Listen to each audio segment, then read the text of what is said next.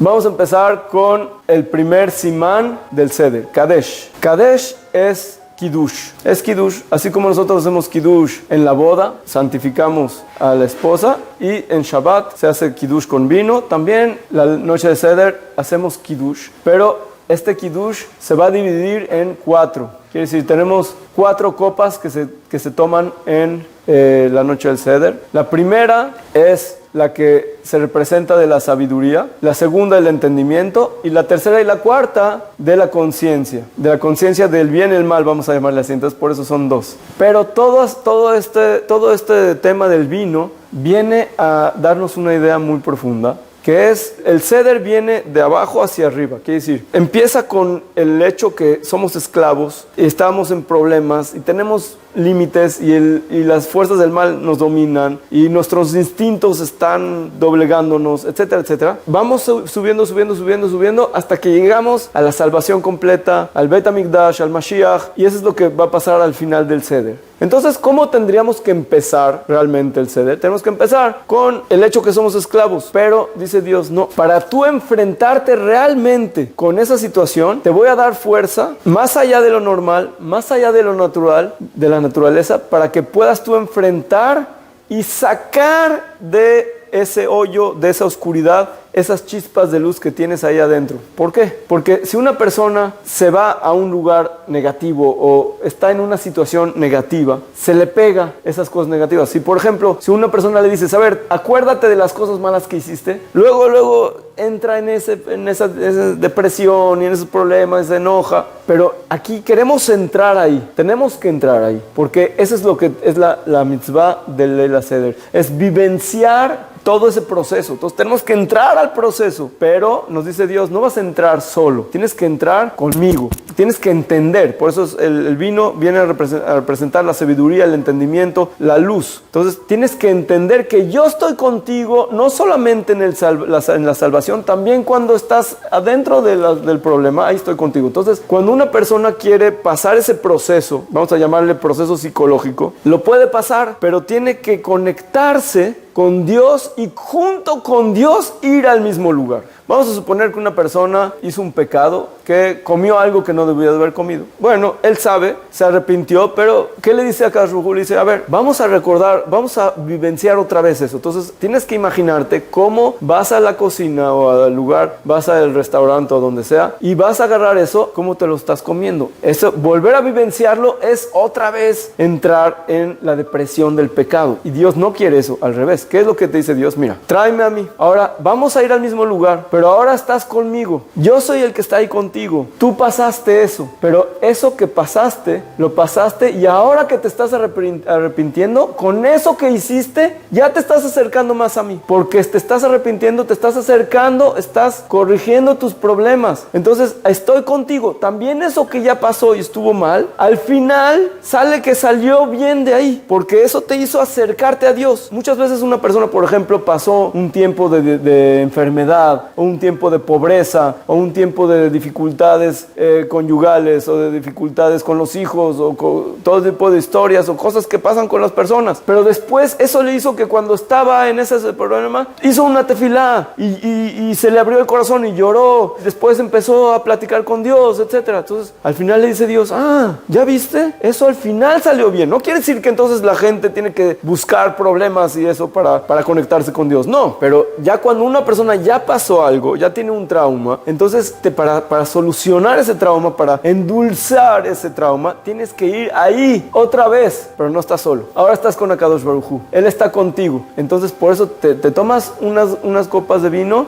y entonces ahora sí, ya estás ahora con Akadosh Baruj Hu. Ahora vamos a empezar a contar la salvación, y vamos a empezar desde abajo hacia arriba. Vamos a empezar desde la esclavitud y ir subiendo hasta que llegamos a la salvación completa. Entonces tenemos Kadesh, Urhatz. Vamos a entender que el Kadesh no solamente es tomar vino, sino también decimos que Dios santificó este día. ¿Qué significa que santificó este día? Quiere decir que Él trajo una luz que es la que nos va a ayudar a pasar eso. Después de esto, ¿qué es lo que pasa? Que queremos ahorita empezar a vivenciar estas cosas difíciles. Entonces, ¿qué es lo que tenemos que hacer? Tenemos que ocasionar que no haya esa luz. Porque si hay una luz muy grande, no puedes vivenciar tristeza, no puedes vivenciar dificultades, no puedes vivenciar las fuerzas del mal. Entonces, ¿qué es lo que nosotros hacemos? Sacamos la charola de la mesa. Y de esa forma representa que ahora vamos a empezar a contar cosas y vamos a vivenciar la esclavitud. Y por eso es que empezamos a contar con la Agadá, empezamos con Halachma Ania. ¿Cuál es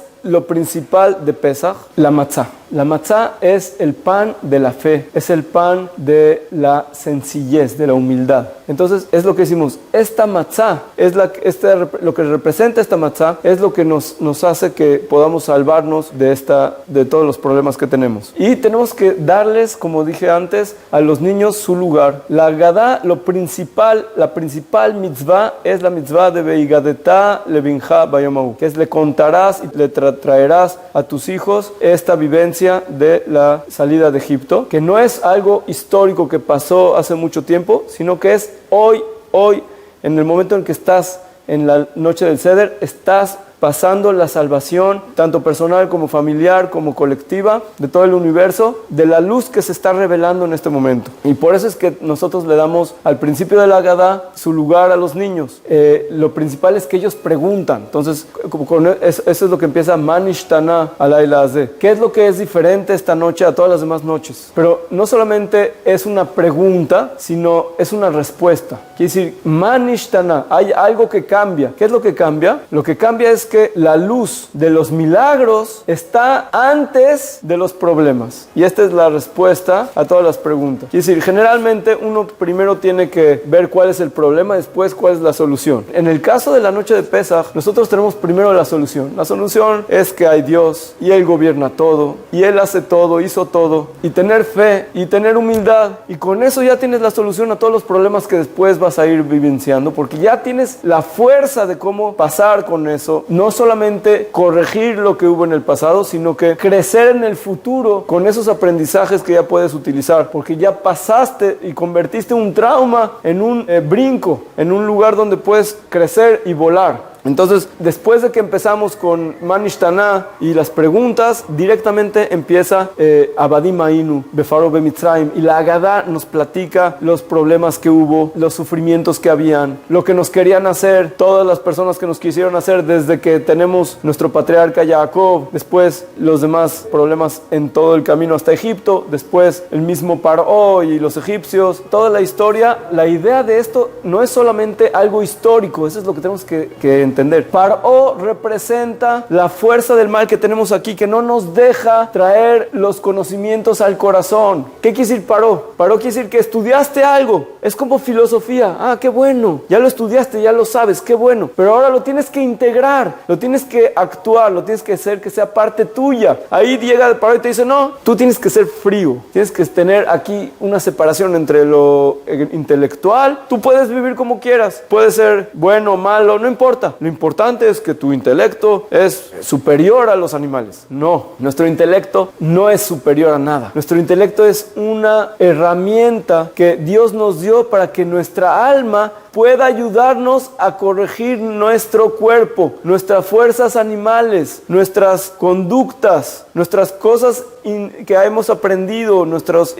intuiciones, nuestros sentimientos, nuestros pensamientos, también los instintos. Todo eso puede ser corregido, todo eso puede ser iluminado si sabemos cómo pasar la luz desde el conocimiento, desde la conciencia hasta el corazón, y del corazón después se va a expandir a todo nuestro ser. Y entonces eso es lo que nosotros tenemos que entender. ¿Quiénes son los egipcios? Son los que nos están ahorcando aquí. ¿Quiénes son? Son los pecados, son las cosas malas, los pensamientos malos, las palabras malas, las cosas que nos separan de Dios. Eso es lo que tenemos que aprender a separar. Y eso es lo que pasó con las plagas. Cada plaga, vamos a volver a entrar en el tema de las 10 sefirot. Son 10 plagas. 10 plagas, cada una es una sefirá. La sefirá es luz, pero como expliqué con el amor es bueno, es luz, pero si lo utilizas para amar algo muy malo, entonces ya lo bajaste. existe. Entonces, ¿qué es lo que tenemos que hacer? Tenemos que discernir entre el amor bueno y donde ya está mal. En el momento en que la persona se separa esta parte, es lo que hace la separación entre el pueblo de Israel y el pueblo de Egipto. Que los dos estaban en el mismo lugar, en la misma situación. La parte del pueblo de Israel se representa, vamos a llamarle así, la sangre buena, lo que hizo que la persona pueda ser mejor en ti mismo. Cada uno de nosotros, en nosotros mismos, tenemos nuestra parte, vamos a llamarle así, del pueblo de Israel, tenemos nuestra parte egipcia. Si uno hace muchos pecados, entonces su sangre se hace más egipcia. No quiere decir que pertenece al pueblo egipcio, no tiene nada que ver con los egipcios de hoy en día. Es una explicación de cómo la persona tiene adentro fuerzas del bien y fuerzas del mal, y tenemos que aprender a discernir, a separar, para que después podamos nosotros controlar. Entonces las plagas vienen a decirte, mira, si un egipcio agarraba el agua, se hacía sangre, y si un israelita la tomaba, se hacía agua. No te está viniendo a explicar de por qué eso pasaba hace mucho. Te está explicando cómo es que cuando tú haces algo, la parte buena siempre va a conectarse con el bien, la parte mala se va a conectar con el mal. Y entonces nosotros tenemos que aprender eso, tenemos que aprender que Dios controla todo y no hay otro Dios, y controla a los animales, y controla a los animales pequeños, y a las bestias, y a la noche y el día, todo el clima, y a las almas, y a los ángeles, todo lo controla. Entonces, cuando uno empieza a entender esto, se empieza a separar en su conciencia, primero que nada, después físicamente, el bien del mal. Entonces, ahí es donde está toda la historia que nosotros contamos en Pesaj, y con las plagas y todo. La Agadá nos cuenta un episodio que estaban los más grandes sabios de los tiempos de la Mishnah, los Tanaim, y contaron la noche del Seder toda la noche. Eso nos enseña a nosotros que no es solamente contar, estás contando una historia. No, entre más vivencies y más cuentes la historia y te conectes con esa historia, estás trayendo la redención. Por eso está escrito Lehavi Limot HaMashiach. No quiere decir que están contando cómo va a ser cuando llegue el Mashiach, sino están trayendo los días del Mashiach con su relato, porque lo están vivenciando. Después tenemos los cuatro hijos, uno que es el sabio, uno que es el malvado, uno que es el que es simple, y uno que es el que no sabe cómo preguntar. Estos cuatro también son igual que las cuatro copas. Ese es la sabiduría, el otro es el entendimiento, el otro es la conciencia del bien y la conciencia del mal. Todas esas partes que tenemos dentro de nosotros hacen ciertas preguntas. Cuando tú entiendes esas preguntas, tienes que saber que son preguntas tuyas. A veces tú eres el jajam, el sabio, a veces tú eres el rasha, el malvado, a veces tú eres el tam, el simple, a veces tú eres el que no sabes cómo preguntar. Siempre tiene una respuesta. El problema es cuando la persona no está en el seder. Ese es el problema. Entonces nosotros tenemos que entender que incluso el que no sabe preguntar, dice la Torah y dice la Agadá, at petachlo, tú le vas a abrir. Dice la halajá que cuando una persona no tiene hijos, le pregunta a su esposa, y su esposa le pregunta a él. Y si no tiene, con un amigo. Y si no, se pregunta a sí mismo. Quiere decir, uno tiene que todo el tiempo cuestionarse. ¿Cuál es el problema cuando una persona no se cuestiona? Dice, ya, ¿qué me importa si Dios está, no está, si le importa, no le importa? Entonces esa persona, su vida no tiene sentido. Entonces todo el tiempo está sin ningún interés especial en cosas que son más allá del mundo vano y físico, porque no entiende que tiene que prepararse para la conexión con Dios. No tiene que tiene que mejorar de algo espiritual y de algo más allá de este mundo, de algo eterno. Entonces ese cuestionamiento es importante. No hay que tener miedo de cuestionamiento. Muchas veces una persona, si preguntas esto, entonces estás mal. No, solamente hay que saber cómo preguntar, porque vemos como el malvado, el hijo malvado, pregunta, y al final no es algo bueno como él pregunta. La diferencia entre el sabio y el malvado no es la pregunta, es cómo preguntas. Si tú preguntas para realmente saber la respuesta, que realmente quieres conocer a Dios, quieres ir por sus caminos, entonces puedes preguntar. Si estás buscando solamente para ver, esto no me parece y esto no me parece, ahí está el problema. Entonces por eso se le dice a esta persona, si tú hubieras estado en Egipto, no hubieras salido, porque no sabes preguntar, no sabes ver, no sabes tener un respeto frente a Dios, que Él te da tanto y te da la vida y todo. Entonces por eso cada uno de nosotros tenemos que ver dónde nosotros somos estos cuatro personajes. Y Y sí los tenemos. De hecho, cada uno tiene que ver también dónde está el malvado. ¿Por qué? Porque donde está el malvado, ahí es donde tienes que un poquito corregir. ¿Dónde estás enojado con Dios? ¿Dónde no estás de acuerdo con cómo Dios maneja el mundo? ¿O cómo te maneja a ti? ¿O cómo maneja las cosas que no te parecen porque no te parece que es justo? Ahí es donde hay que entender cómo relacionarte con tu personaje, cómo contestarte. Y por eso tienes que traer las respuestas a las preguntas. Ese es un punto importante para nosotros pasar este proceso de salir de la esclavitud a la libertad. El saber que las respuestas existen. Y también si no tienes a alguien que te conteste las preguntas, no importa. El hecho que preguntaste quiere decir que vas a tener respuesta. Y la respuesta primera es: ten fe. Ten fe en que Dios hace milagros, en que Dios es bueno, en que Dios es uno, y que aunque no sabes por qué todas las cosas particularmente, hay quien sabe, hay quien lo hace con una intención. No es